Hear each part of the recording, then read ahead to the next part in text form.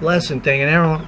So now, since I've known you, you've done a couple things fairly consistently.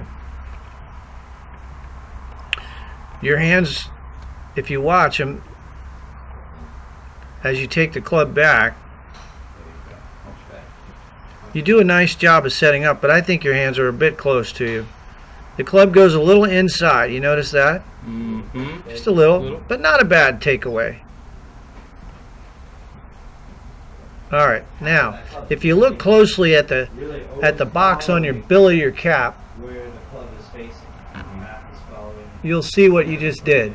It's very subtle, but your head actually moves, and you've done this. I've done it before. Yeah, you've been doing this for a while. The first lesson I came, I went back and looked at the videos. Right. I was moving 6 or 8 inches. Right. It was wowzers. Right.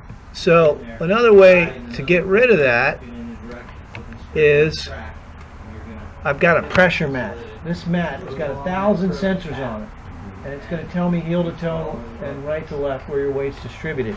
So you'll be keenly sensitive to where your weight is. But so what you do, Philip, is you load your toes. So as you take it back, your head goes forward and you load your toes. Now it's very subtle, and you'll be able to see this when I get the mat, the sensors on the mat set up here. So that's really all it is. Now, what I want to do to change it, I want you to watch very closely here. I'm going to draw a box right around your,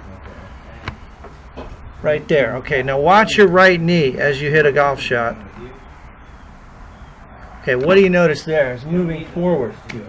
That pushes the handle upward and forward. So the net effect is your hands don't return back to where they start.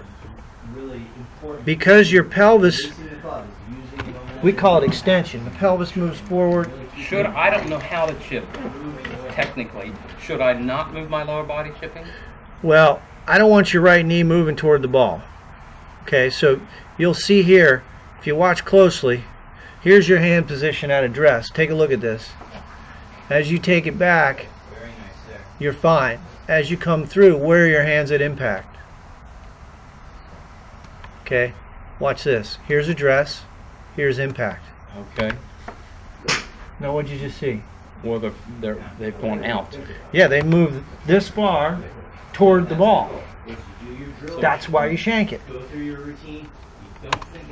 Now, why do you do that? Well, the Maybe answer I'm is, setting up too close to begin with. well, that's one problem. But you've been doing this since day one. It's just become more of a problem.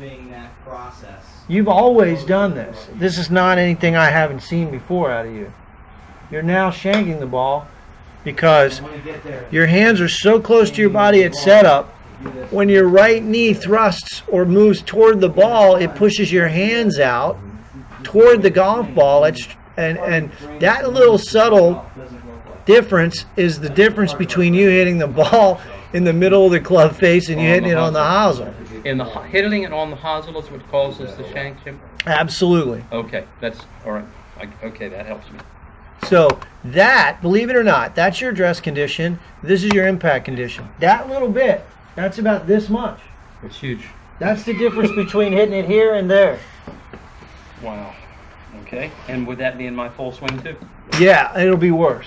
Because Well, when you of course. add, because physics dictates as you add velocity, the club head becomes heavier and there's an outward force that's on the golf club when you swing. That outward force pushes you forward.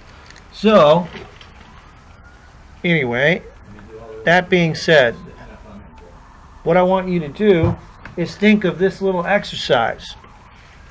You're going to move your right knee toward your left knee. I don't want you to do that. I want you to do that. So in effect, your right foot is rolling to the instep. So you're going to do that.